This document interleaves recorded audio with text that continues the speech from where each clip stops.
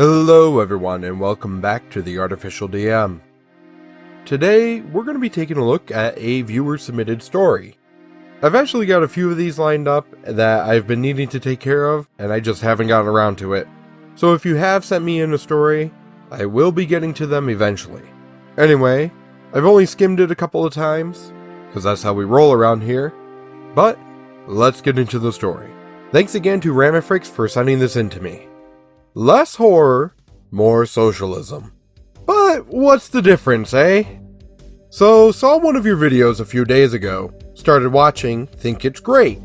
Also heard you are open to accepting stories from the peanut gallery, good and bad, which is great since I've got a couple to share if you don't mind. If the title didn't tip you off, this isn't really a horror story, more just one pretty cringe-worthy player and a load of fun, but she was a novice. Anyway, on to the story. My brother and I have been into pen and paper since we were both sprogs. He, a friend of his from high school, some friends of friends, and my ex-girlfriend all kind of gravitated together and started playing together. I'll be honest, there's nothing wrong with having a partner and both enjoying tabletop, but never play in a group together with them. Weird and unwanted crap just happens as a result. Plus, breakups massively screw the chance of future games. Let's call my brother Bro for simplicity, his friend Kay, his two friends Kai and Tay, and my ex-girlfriend can just be X. We played a variety of games such as Paranoia, Shadowrun, the occasional off-the-wall one-shot, and the feature of the story, Das Schwarze Auge, sorry I don't speak German, or The Dark, Black Eye, run by Kay. Think Magic Light, low fantasy D&D, with lethality more reminiscent of Alpha D&D. We get a bit of an exposition dump on the world to better inform our decisions, roll up our characters, and we're off to the races. Tay isn't playing that night since she's got Hellspawn to wrangle. Key rolls up an exiled noble that is totally not Xena, warrior princess out to clear her name. I roll up a Moraskan, not Asia, gypsy mage with a focus of anti-magic, as much as you can manage such a thing in DSA, on a quest for arcane knowledge. X rolls up a dainty little elf, and Bro rolls up possibly one of the most mundane, but most memorable characters we've ever gotten to witness. Loseph Yennin, born lander, not Russia, a man with a harsh outlook when it comes to nobility, fled the army after slaying his superior officer. He keeps a sash around his torso that he sewed the officer's badge into and dreams of one day filling that sash with similar badges. That's the cast. Now for the performance. Things kick off in a small town on the edge of the kingdom in the midst of a hubbub. The province guards had come to claim levies, which included every able-bodied man and every prisoner no matter how decrepit. We're listening to the foppish lieutenant in his shiny half-plate deliver a rousing recruitment pitch, while we sit in a big cage in the middle of town as the townspeople fling rotten vegetables at us. The way he put it, either fight as shock troops and cannon fodder, or die here and be thrown on the pyre so that the invading orcish horde is denied free food. We didn't really need to consider our answer. Soon, we've each been outfitted with a simple tabard decorated with an acorn, the heraldry of the local province, and a spear. I say spear, but really it was a sharpened stick. Xena had a rusty old sword that was still better than that. Loseph had a wooden two-pronged pitchfork, so he was already better armed than most of the levy men, and the elf had a stick with some worn sinews strung onto it. So my mage was basically the only one as poorly armed as the rest of the poor fecking infantry, as Gwent players would put us. For frame of reference, this isn't necessarily standard for DSA, but Kay wanted to give a poorer start a go, and we were all cool with it.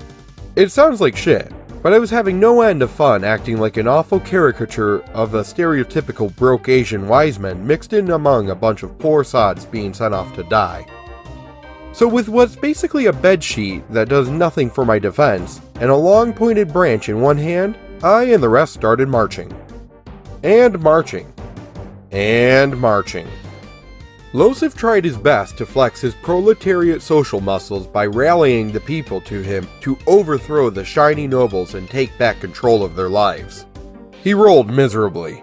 A few hours later, he instead tried to lift the mood of the marching men and did so with a decent amount of success.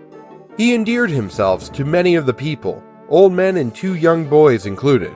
He was strange, but undeniably charming and likable, especially with how genuinely he seemed to care for the well-being of the little people. This is what it's like to be the mooks in the high-level PC's army. I was sure of it. We were forced to watch as the nobility, for that's what the guards were.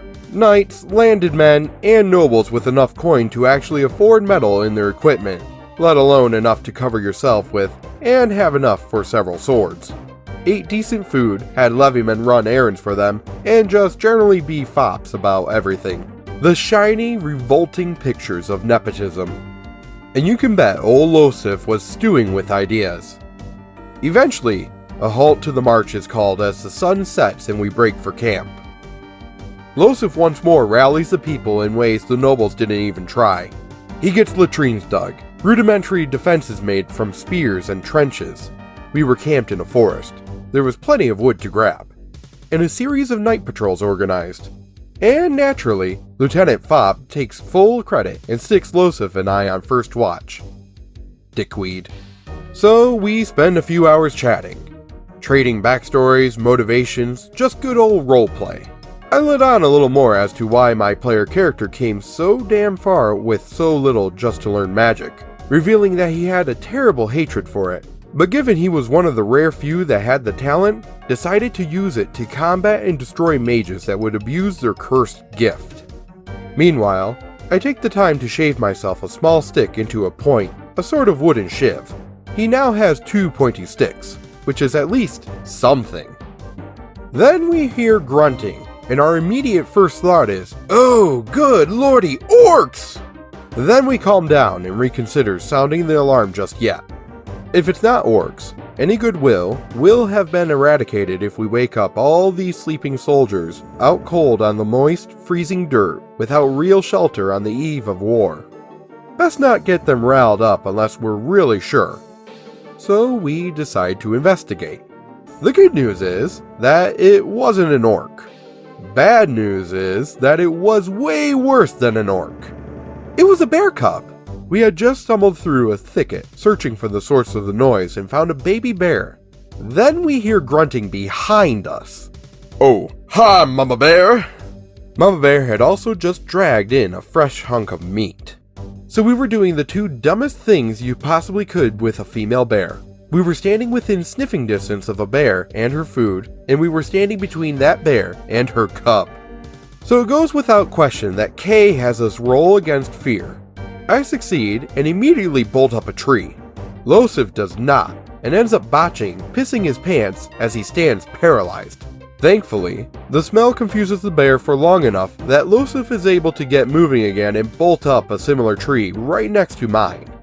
The next couple of turns consist of Mama Bear trying to shake us out of the trees and failing, me trying to think of something I can do. I have pointy sticks, but not enough to kill a bear with from way up here, and I don't actually know any spells yet. And Loseph yanking off his pants and wringing them out on top of the bear's head, which got a chuckle out of each of us. Next turn, my character calls for help and Loseph says, "Floop this and floop you, bear." He jumps down, grabs his pitchfork where he dropped it, and assumes a ready stance, glaring the bear in the eyes as they both stare each other down. They charge each other simultaneously. The bear rolls high. Loseph crits. Halfway through his charge, he grinds to a halt and plants the butt of the fork into the dirt, just in time to catch the bear entirely with its own momentum, terribly skewing its innards. The miracle of the crit is that the pitchfork held, or so I maintain. Bad news is that the bear is now on top of Loseph, having pivoted forward somewhat and landed on top of him, thrashing and bleeding and yelping in pain. Loseph is pinned and disarmed. My character is back up. He jumps down, grabbed his spear, and jabs the bear in the side in hopes of pissing it off enough to get its focus off Loseph and on him. It works to mixed results. I jab it gets its bearings, and I feel a sharp pain in my ass. The bear cub is now firmly lashed onto my ass cheek, and my character has run out of fear and compassion for nature at this point, so he's planning on grilling that teddy bear over a pit when he's done with it. Backup finally arrives in the form of Xena, the elf, and a few levymen who just gawk for a bit. The elf refuses to fire on a woodland creature despite the fact that it was murdering my friend, and Xena takes a running leap, letting loose a terrible "ay-ay-ay-ay-ay-ay" as she lands atop its back with a crit, stabbing it in the spine. Loseph gets out from under the bear as it keeps thrashing, now transitioning to spasming helplessly, takes a step back and gets his second win. My guy is back up again, and I pull the shank I tucked in my pants and manage to jam it into the eye of the cub, much to the horror of the elf. Needless to say, it lets go. The elf is now crying. Bloody frou-frou pointy-eared grass munchers! As my guy turns to address the bear that is now standing up and staring his way for hurting her baby, I'm suddenly struck by the fact that there is an even bigger sin on the list of things to do when near a bear. Actually hurt its cub. And having all the durability of rice paper being faced with a malevolent mobile meat grinder, he rightfully feared for his life and started booking it. The elf immediately ran over and used her healing magic to try and help the cub, which well, she didn't take the shiv out first, so it just kinda squealed and died in her arms in a fairly pathetic manner, but not before biting her a few times first. I'm fairly sure it was one part realism, one part torturing the pansy elf. Also, it should be noted once more that magic in Doshwasar is stupidly rare. Healing magic even more so. Like, to a point that pretty much only elves get it, and not a lot per day. So, yeah. Anyway, my guy booked it. Xena began hacking into the thing's back more and more as it started to move, allowing Loseph to run up and yank his pitchfork out of its thoracic cavity, which bathed him in a fair amount of gore during his attempt. Their attacks against the bear managed to waylay its attempts to kill me enough that I got one last turn.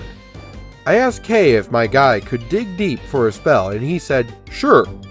He handed me a slip of paper with the spell's incantation. My guy went into a trance and started casting as he picked a small branch to wave about. He hopped on one foot, muttered, and chanted the words, "You mo goi gua fe di zao." This is not the incantation, as the penny drops for Kay and he realizes what dumb shit I've pulled. My character is a pseudo-Asian mage. He chants while hopping around on one foot. His catchphrase is, "Magic must defeat magic," and he prefers people call him uncle, despite being about 22. While he's busy facepalming, I read off the name of the spell. This is the incantation. Thominicatus Donnerkill! Xena sees lightning coalesce and writhe around the twig he's holding, remembers that she's playing rodeo clown with a metal sword as her grip, and crits her dodge, backflipping off the damn bear like the real Xena's spirit lived on in her. The bear gets hit with the full force of a lightning bolt. It's now hemorrhaging, electrocuted, and has quite possibly had its spinal cord nicked. It's alive, but not in great shape. It takes a bit more effort from Loseph and Xena, with the latter mounting the bear again, and crit dodge from me to flip over the charging bear like a ninja as Xena cheered her war cry and one last stab from Loseph to finish it off.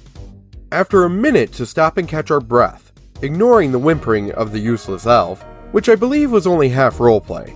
X was a softie among softies, which is not something I'm disparaging. And as we turned, we saw the full guard regiment, the militia, and every sod from the camp that woke up to see this shit show happen staring in awe. And who else but Loseph Yennin steps up to capitalize on such an opportunity.